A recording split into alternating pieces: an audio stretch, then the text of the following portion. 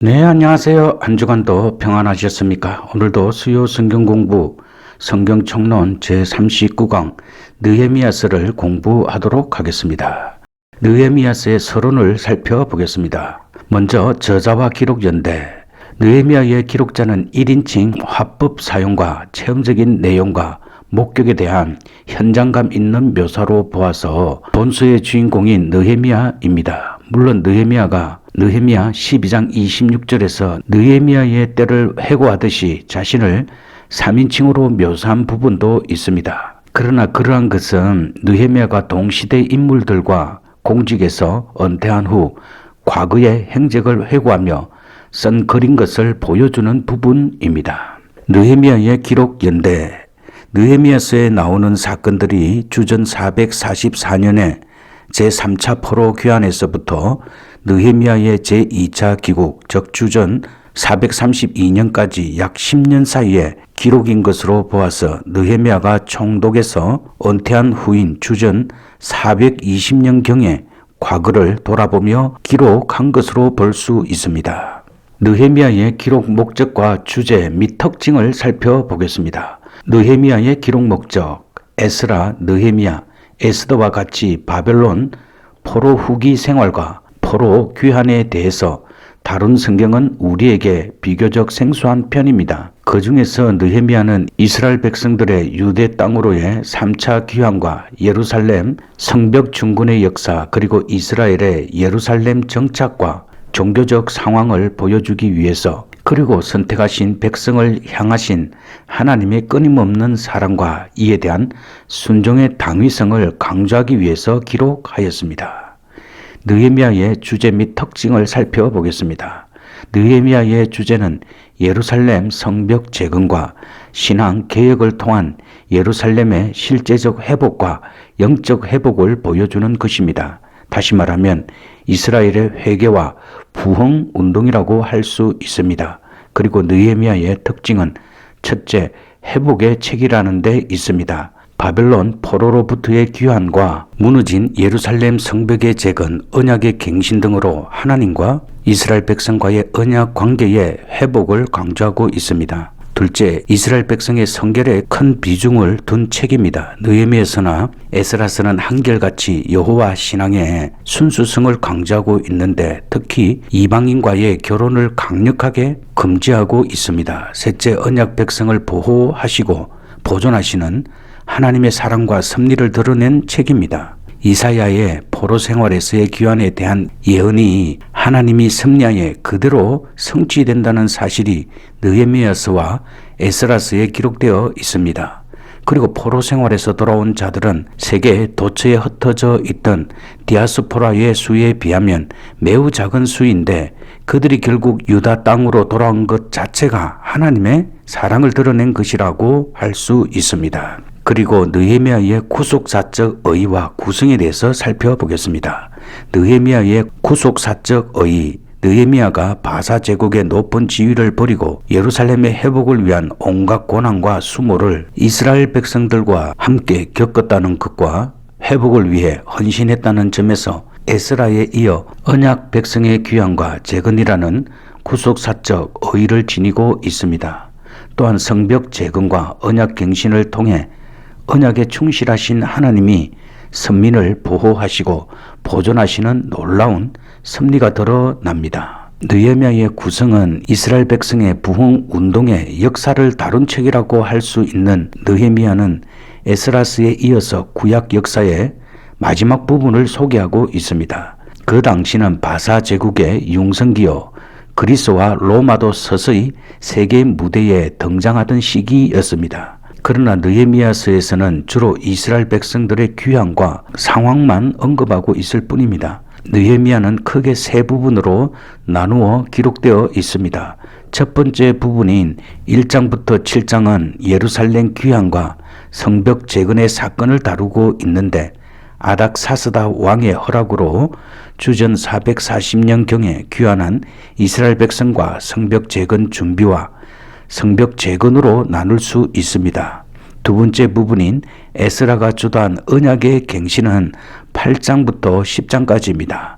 그리고 율법의 낭독과 해석, 그리고 언약의 갱신으로 나눌 수 있습니다. 그리고 세 번째 부분인 언약 민족의 개혁은 11장에서 13장 말씀에 나와 있는데 백성들은 재정착과 성벽 낙성시 그리고 백성들의 부흥운동으로 나눌 수 있습니다. 이제 느헤미야스가 주는 의미를 살펴보겠습니다. 3차에 걸친 바벨론 포로 귀환 과정에서 마지막에 해당되는 3차 귀환을 주로 다룬 느헤미야스는 구약 역사 중 맨 마지막에 해당됩니다. 느헤미야서 이후 그리스도가 나타나기까지 약 400년간의 공백 기간이 있었습니다. 그러므로 느헤미야서는 우리에게 구약 이스라엘 백성의 삶과 신앙을 보여주고 있습니다. 느헤미야서는 성벽 재건과 부흥 운동을 통해 언약의 신실하신 하나님의 사랑과 은총을 보여주고 있습니다. 또한 우리는 여기서 예루살렘의 현실적 영적 회복을 통해 회복의 중재자가 되시는 예수 그리스도의 예표를 볼 수 있습니다. 예루살렘 성벽의 재건과 백성들의 부흥 운동은 우리에게 신앙의 순수성을 지키려고 하는 이스라엘 백성들의 열심을 보여주며 안일하게 신앙생활을 하는 우리에게 좋은 귀감이 될 것입니다. 이제 느헤미야서의 내용을 살펴보겠습니다. 먼저 느헤미야서 1장에서 7장 말씀에는 느헤미야가 주도한 성벽의 재건 내용이 나와 있습니다. 1장 1절에서 2장 20절 말씀에는 느헤미야가 예루살렘으로 귀환한 내용에 대해서 기록하고 있고 3장 1절에서 7장 4절까지는 성벽의 정축에 대해서 기록하고 있고 7장 5절에서 73절 말씀에는 돌아온 이스라엘 백성들의 계보에 대해서 기록하고 있습니다. 그리고 에스라가 주도한 언약의 갱신은 8장에서부터 10장 말씀에 기록되어 있는데 8장 1절에서 8절 말씀에는 율법의 낭독을 기록하고 있으며 8장 9절에서 18절 말씀에는 백성들의 슬픔과 기쁨에 대해서 기록하고 있고 9장 1절에서 38절 말씀에는 이스라엘 백성들의 회개를 기록하고 있으며 10장 1절에서 39절 말씀에는 언약에서 인칭과 책임이 기록되어 있습니다. 이스라엘 민족의 신앙 계획에 대해서는 11장부터 13장 말씀에 기록되어 있습니다. 11장 1절에서 12장 26절에는 지역과 인구의 재조정에 대한 말씀을 기록하고 있으며 12장 27절에서 47절에는 새 성벽 봉헌식에 대해서 기록하고 있으며 그리고 13장 1절에서 31절 말씀에는 백성들의 부흥 운동을 기록하고 있습니다. 그리고 느헤미야서의 특징을 살펴보겠습니다. 에스라가 역대기의 속편인 것처럼 느헤미야서도 에스라의 속편입니다. 이 세 권 모두는 하나님의 역사적인 연대사로 구성되어 있고 그중 역대기가 앞부분 반을 차지하고 있습니다.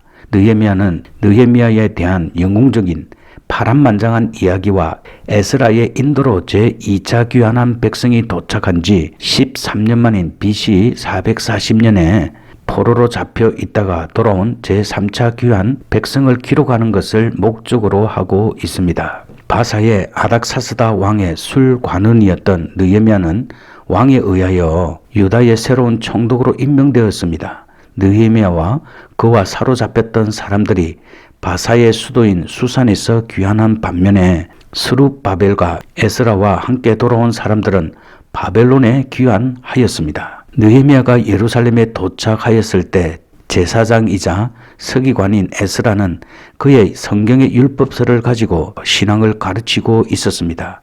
느헤미야의 주요 임무는 예루살렘 성벽을 재건하고 예루살렘을 신앙이 강한 도시로 회복시키는 것이었습니다. 그는 바사 왕으로부터 권위를 받아서 정부 비용으로 요새를 건립하고 전에 그 성벽의 건립을 연기하게 하였던 강한 이웃들의 적의와 업무에 저항하기 위하여 예루살렘으로 오게 되었습니다. 느헤미야서의 역사적 배경, 느헤미야가 술 맡은 자의 신분으로 섬겼던 아닥사스다 1세는 에스더를 왕비로 삼았던 아하수에로의 아들이었습니다.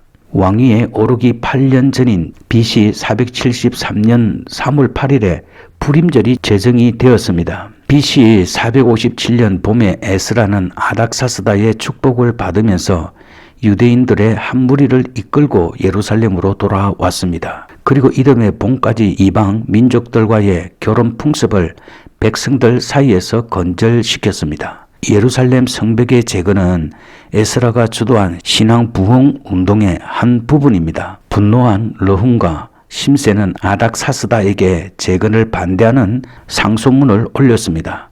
그래서 왕은 새로운 조서를 내릴 때까지 역사를 중지하도록 명령했습니다. 이 조서를 손에 쥔 르훔과 심세는 아닥사스다에게 재건을 반대하는 상소문을 올렸습니다. 그러자 왕은 새로운 조서를 내릴 때까지 역사를 중지하도록 명령했습니다.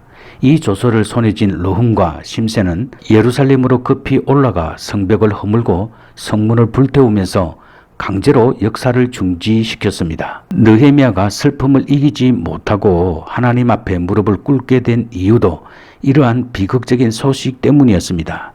느헤미야서는 BC 445년 12월에서 BC 425년까지 최소 20년 동안의 역사를 다루고 있습니다. BC 425년 무렵 느헤미야는 BC 433년 이래 자신이 자리를 비운 사이 예루살렘과 각지에 퍼지기 시작한 여러 가지 악습을 척결하고자 다시 귀국하였습니다. 느헤미야의 성벽 재건의 신학적인 의의를 살펴보겠습니다. 이스라엘의 무너진 성전과 성벽을 하나님께서는 스룹바벨과 예수아는 바벨론 포로에서 귀환한 이후 첫 번째 대제사장입니다. 통해 성전을 회복시켰으며 에스라는 하나님께서 주신 율법의 권위를 회복하였습니다. 그리고 그 바탕 위에 느헤미야는 성을 재건하고 유다 민족의 정치, 사회적인 재반 여건을 충실히 재정리하였습니다. 폐허가 되었던 성벽이 재건됨과 동시에 그 성은 견고해져 가기 시작했으며 이로 인하여 인구가 점점 늘어나고 부자가 가난한 자를 압제하는 불의는 하나님의 말씀의 권능으로 제거되었습니다. 그러나 이러한 회복은 엄밀한 의미에서 온전한 회복이 아니었지만 이러한 잠정적인 회복은 그리스도를 통한 완성된 삶의 구원을 필요로 하며 그로 말미암아 모든 삶의 근원적인 관계가 궁극적으로 회복되는 것입니다. 다시 말하면 느헤미야의 개혁적 회복은 하나님의 왕국에서 나타날 공의를 지칭하는 예언적인 의미를 지니고 있습니다. 따라서 느헤미야가 회복시킨 예루살렘 성벽은 장래에 그리스도를 통하여 도래하고 완성될 하나님 나라에 대한 예언적 역할을 하는 것입니다. 이제 구체적으로 느헤미야 1장에서 7장 말씀을 통하여서 예루살렘 귀환과 성벽 재건에 대한 내용들을 살펴보겠습니다. 역사는 수많은 사람들의 힘과 의지에 의해 이루어집니다. 그러나 때로는 한 명의 위대한 인물에 의해 이루어지기도 합니다. 현실에 대한 정확한 통찰력과 미래에 대한 바른 예견을 가진 사람에 의해 역사는 개혁되고 진보를 이루어 갑니다. 느헤미야는 바사 제국의 술 맡은 관원이었습니다. 그러나 그는 이스라엘의 처참한 현실을 듣고 이스라엘의 현실과 미래를 걱정하고 금식하며 기도하였습니다. 그리하여 제3차 귀환이 이루어지게 되었고 뒤를 이어 성벽 재건 공사도 이루어지게 되었습니다. 우리는 제3차 귀환과 성벽 재건을 통해 그것의 의미와 그 구속사적 의의를 찾아보고자 합니다. 1장과 2장에서는 귀환한 이스라엘 백성과 성전 재건 준비에 대한 내용이 나옵니다. 예루살렘 성이 파괴된 채 그대로 방치되고 있다는 소식을 동생 하나니에게 전해들은 느헤미야는 금식 기도를 하게 됩니다. 당시 바사 제국의 술 맡은 관원이었던 느헤미야는 바벨론 군대에 의해 예루살렘 성벽이 파괴된 후 약 311년간 그대로 방치된 것을 듣고 이스라엘 백성의 고난과 고통을 염려하여 4개월 동안 금식 기도하였습니다. 이런 느헤미야의 기도는 에스라 9장의 기도와 다니엘의 기도 방식과 거의 일치합니다. 느헤미야의 기도는 철저한 언약 사상에 근거한 기도로서 자신에 대한 포기와 전적인 헌신이 내포된 기도이었습니다. 이러한 헌신적인 기도의 모습을 통해 하나님은 바사왕 아닥사스다 왕의 마음을 움직여 예루살렘 성벽 재건을 허락하셨습니다. 아닥사스다 왕은 성벽 재건을 위한 물리적, 행정적, 군사적 도움까지 주어 느헤미야의 귀환을 도와주었습니다. 성벽을 비밀리에 탐사한 느헤미야는 산발락과 도비야 같은 방해자들과 성벽의 파괴 정도가 극심한 것에 대해 근심하고 염려하였으나 믿음으로 성벽 재건을 이스라엘 백성에게 호소하여 성벽 재건을 시작하였습니다. 느헤미야는 민족을 위한 기도를 드렸습니다. 느헤미야는 자신의 고국인 이스라엘이 위기를 당했을 때 자신 혼자만의 부귀와 안위를 추구하지 않고 하나님께 매달렸습니다. 우리도 나라가 위기에 처했을 때나 어려움을 당할 때에 내게 직접적인 피해나 어려움이 닥쳐오지 않더라도 나라와 민족을 위해 기도하는 사람이 되어야 합니다. 진정한 신앙인이라면 당연히 그러해야 하는 것입니다. 우리는 하나님의 일이나 교회 봉사를 하기 때문에 주위로부터 비난이나 핍박을 받을 때도 있습니다. 그럴 때 이방 사마리아 사람들의 방해에도 불구하고 성벽 재건을 시작했던 느헤미야처럼 담대하게 믿음으로 나아가야 할 것입니다. 그리고 성벽 재건의 역사는 느헤미야 3장에서 7장 말씀에 기록이 되어 있습니다. 예루살렘으로 귀환한 느헤미야는 제일 먼저 성벽 재건을 시작하였습니다. 그러나 방해 공작으로 인하여 잠시 주춤하였습니다. 그러나 느헤미야의 인도하에 백성들의 어려운 생활 가운데서도 성벽 재건은 완공이 되었습니다. 성벽 재건은 하나님의 은혜 가운데 계획대로 잘 진행이 되었습니다. 성벽 재건은 온 백성이 진심을 다하여 동참하였습니다. 그러나 산발락과 도비아가 사마리아 군대를 충동질하여 무력으로 방해 공작을 하였습니다. 그럼에도 불구하고 느헤미야는 기도하며 담대히 공사를 추진해 나갔습니다. 공사가 어느 정도 진척되자 방해자들은 다시 무력을 행사하기 시작했습니다. 그러자 느헤미야는 역군들을 나누어 노역과 파수를 번갈아시키며 성벽 공사를 계속하였습니다. 그러나 대외적인 문제보다 식량 난로로 인해 내부에 불평이 일어나고 부자들을 원망하게 되자 느헤미야는 총회를 소집하여 이자를 취하는 것을 금하였습니다. 아울러 느헤미야 스스로도 총독으로 청렴결백한 삶을 살았음을 보여주었습니다. 느헤미야에 대한 암살 계획, 중상모략 등의 계교에도 불구하고 성벽 재건 공사를 시작한 지 52일 만에 성벽은 완공되었습니다. 이것은 전적으로 백성들이 하나님 앞에 성벽 재건을 위하여 헌신하였으므로 이루어진 일이었습니다. 성벽을 재건하는데 온 백성들은 힘을 모아 공사를 하였습니다. 하나님은 헌신된 사람을 통해 당신의 일을 나타내십니다. 우리는 하나님의 역사를 위해 얼마나 헌신하고 있는지 돌아보아야 할 것입니다. 또한 복음 전파와 봉사를 위해 다른 형제 자매들이 헌신적으로 일할 때 방관하지 말고 같이 힘을 모아 협력하여 선을 이루어야 합니다. 성벽 재건 과정에서 대적들의 방해 공작은 집요하게 계속되었습니다. 자칫 오랜 기간의 방해 활동은 느헤미야를 쓰러지게 할 수도 있었으나 느헤미야는 끝까지 기도하며 믿음과 담대함 그리고 정확한 영적 분별력으로 마침내 승리하였습니다. 우리의 삶에 있어서도 마귀는 하나님의 일을 하려는 우리를 집요하게 방해합니다. 그러나 날마다 기도하는 가운데 하나님의 도우심에 대한 철저한 확신과 믿음을 갖는다면 반드시 승리하게 될 것입니다. 예루살렘 성벽 재건이 갖는 의미, 예루살렘 성벽 재건이 갖는 의의는 실로 큽니다. 성벽 재건은 바벨론 포로에서 귀환한 이스라엘 백성이 하나님의 역사하심과 보호하심을 다시 한번 느낀 사건입니다.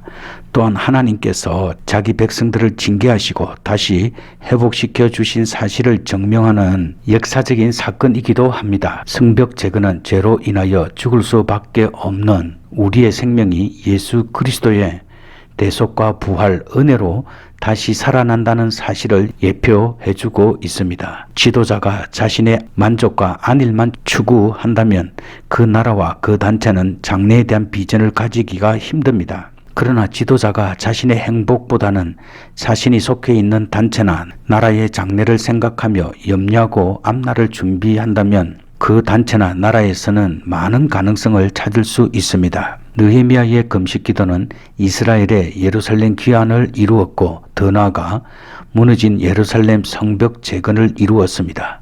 느헤미야의 탁월한 지도자적 능력과 이스라엘에 대한 영적 준비가 이스라엘을 위기에서 구출하게 한 것입니다. 그러나 이런 관점은 역사에 대한 세속적인 관점일 뿐입니다. 그 배후에는 하나님의 구속과 은총과 죄로 인해 죽을 수밖에 없는 인간의 회복을 위해 오신 예수 그리스도를 예표하는 것이 제3차 귀환과 성벽 재건을 통해 나타나고 있습니다. 그리고 성경에는 술 맡은 관원에 대한 이야기가 많이 나오고 있습니다. 이제 우리는 고대 술 관원의 임무와 대우에 대해서 살펴보겠습니다. 고대 건동의 왕궁에는 왕이 식사할 때 주류를 시중드는 술 맡은 관원이 있었습니다. 그런데 궁중 안에는 왕에 대한 업무와 책량이 항상 도사리고 있기 일쑤였기 때문에 왕의 술 시중을 드는 술 관원을 세우는데 매우 신중을 기해야 했습니다. 그래서 일단 왕에 의해 간택된 술 관원은 왕이 드는 잔에 독이 있는지 살펴보아야 했고, 때로는 술을 왕에게 드리기 전에 먼저 조금 마셔보아야 했습니다. 따라서 왕의 신임을 한 몸에 받았고 또 상당한 권력도 부여받았습니다. 예를 들어 창세기 40장에 나오는 애굽의 술 맡은 관원장도 애굽의 상당한 고관이었습니다. 때문에 요셉은 자신의 누명을 벗겨주기를 그에게 당부했던 것입니다. 또한 아수르 왕 산헤립의 부하 랍사게도 사실상 술 맡은 관원장이었습니다. 그것은 랍사게라는 이름이 아수르어로 술 맡은 관원장을 가리키는 직함인 사실에서 알 수 있습니다. 고대의 술 관원이란 오늘날 경호와 비서 업무를 총괄하는 고위직과 유사하다고 볼 수 있습니다. 그리고 포로귀환 시대의 대제사장의 사회적 역할에 대해서 살펴보겠습니다. 포로귀환이 시작될 무렵부터 대제사장의 사회적 역할은 두드러지게 나타납니다. 제1차 포로귀환 당시 서룹바벨과 함께 대제사장 예수아가 백성들의 최고 지도자로서 그 역할을 수행하였습니다. 또한 서룹바벨 성전 재건 당대의 역사를 기록한 학개서를 보면 BC 520년경에 대제사장 여호수아의 역할이 얼마나 컸던가를 능히 짐작할 수 있습니다. 그리고 2차 포로귀환 당시 지도자였던 에스라도 역시 대제사장이었습니다. 그는 당시 1차 포로귀환 때에 예루살렘으로 돌아온 백성들의 이방인의 통혼 문제 등 기타 많은 문제의 개혁과 율법 교육을 통한 백성들의 신앙교육, 즉 하나님의 선민으로서 마땅히 가져야 할 마음 자세 및 생활 교육으로 인하여 신앙 부흥을 가져올 수 있었습니다. 그런데 3차 포로귀환 당시에는 느헤미야가 유대 총독으로서의 그의 강력한 지도력을 발휘했기 때문에 대제사장의 역할은 다소 적어진 듯합니다. 그러나 그것은 예루살렘 성벽 재건이라는 국가적 사업으로 인해 그렇게 된 것이며 대제사장의 사회적 지위 자체가 격화된 것은 아닙니다. 느헤미야 당시 대제사장은 엘리야십이었습니다. 그는 성벽 재건 당시 백성들의 모범이 되어 선봉에서 그 역할을 잘 감당하였습니다. 그러나 그는 느헤미야가 약 1년 동안 예루살렘을 떠나 있는 동안에 암몬 지방 총독 도비아와 친분을 맺고 그에게 성전 뜰에 한 방을 내어주는 실책을 범하기도 하였습니다. 하지만 조정적인 측면에서 그것도 결국 암몬 지방 총독 도비아와 제휴함으로써 예루살렘 거주민의 안정을 도모하고자 했던 것이라고 볼 수 있습니다. 이처럼 포로귀환 당시의 제사장은 사회의 최고 지도자로서 그리고 백성들의 모범자로서 그 역할이 지대하였음을 알 수 있습니다. 그러면 제사장의 지위 격상 이유에 대해서 살펴보겠습니다. 신정 국가인 이스라엘에서는 대제사장이 종교 지도자로서 뿐만 아니라 사회적 국가적 측면에서 볼 때 대제사장의 지위는 왕정시대나 그 이전보다 포로 귀환 시대 이후에 훨씬 더 격상되었습니다. 그 이유는 왕정시대에는 왕이 국가의 최고 통수권자이었기 때문에 대제사장은 상대적으로 왕의 자문 역할이나 성전과 관련된 국가 행사에만 그 역할을 수행하였기 때문입니다. 물론 왕정시대에 있어서도 국가의 비상시에는 대제사장이 중요한 역할을 감당하기도 하였습니다. 예를 들면 아도니아의 반론과 솔로몬 저기 초기 제사장의 세력 형성, 그리고 분열 왕국 시대 남왕국 요아스 저기 직전에 악녀 아달랴를 몰아내고 요아스로 다윗 왕권을 개선케 한 대제사장 여호야다의 활약 등을 들 수 있습니다. 반면에 포로기한 시대 이후에는 왕이 따로 있었기 때문에 대제사장의 역할은 한층 더 중요하게 여겨졌습니다. 왜냐하면 포로기한 시대 이후 외형적으로는 어느 정도 국가의 형태를 회복하기는 했지만 그래도 여전히 강대국의 속국에 불과하였던 이스라엘은 예루살렘 성전만을 중심으로 한 신앙생활에 전념하였기 때문에 자연히 대제사장의 지위와 역할은 격상될 수밖에 없었던 것입니다. 그리고 마지막으로 포로 귀환의 영적 의미를 살펴보겠습니다. 기도의 응답으로 이루어진 느헤미야의 귀환은 하나님의 구속사적 흐름이 계속 이어질 수 있었다는 것에 의의가 있습니다. 만약 그의 귀환이 이루어지지 않았다면 이스라엘 백성들은 이방 백성들이 약탈로 인해 예루살렘뿐만 아니라 성전까지도 파괴될 수 있을지 모르는 심각한 영적 혼란을 겪었을지도 모릅니다. 방해자들과 너무 심하게 파괴된 성벽으로 인해 성벽 재건이 어려웠으나 느헤미야는 하나님의 섭리와 역사하심을 믿음으로 성벽 재건을 시작할 수 있었던 것입니다. 네, 오늘도 성경 공부하느라 수고 많이 하셨습니다. 이제 기도하도록 하겠습니다. 살아계신 하나님 아버지, 오늘 우리는 느헤미야서를 공부하였습니다. 느헤미야는 이방 나라에서도 술 맡은 자로서 고위 공직에 있었던 사람이었습니다. 그는 술 맡은 관원으로 자신의 부귀 영화를 누릴 수 있었습니다. 그럼에도 불구하고 하나님이 주신 자리에서 예루살렘 성벽 재건과 회개와 신앙 부흥 운동을 주도하였습니다. 하나님, 저희들도 각자의 삶의 위치에서 회개와 신앙 회복을 위해 충성된 삶을 살아갈 수 있도록 축복해 주시옵소서. 지금 이 세상은 전쟁과 자연 재해로 죽음뿐만 아니라 힘든 고통의 시간을 보내는 많은 사람들이 있습니다. 하나님, 그들을 불쌍히 여겨 주시고 그들의 눈물을 씻어 주시옵소서. 또한 저희들도 느헤미야처럼 우리 각자의 자리에서 금식하며 기도할 수 있도록 인도하여 주시옵소서. 이 땅이 예수 그리스도의 이름으로 구원의 삶이 이루어지며 하나님의 공의가 나타나며 그리고 앞으로 도래할 하나님 나라를 기다리는 삶이 되게 하여 주시옵소서. 감사드리며 우리 주 예수 그리스도의 귀하신 이름으로 기도드립니다. 아멘. 이제 편안한 오후 시간 되십시오. 다음 주에도 공부하도록 하겠습니다. 샬롬.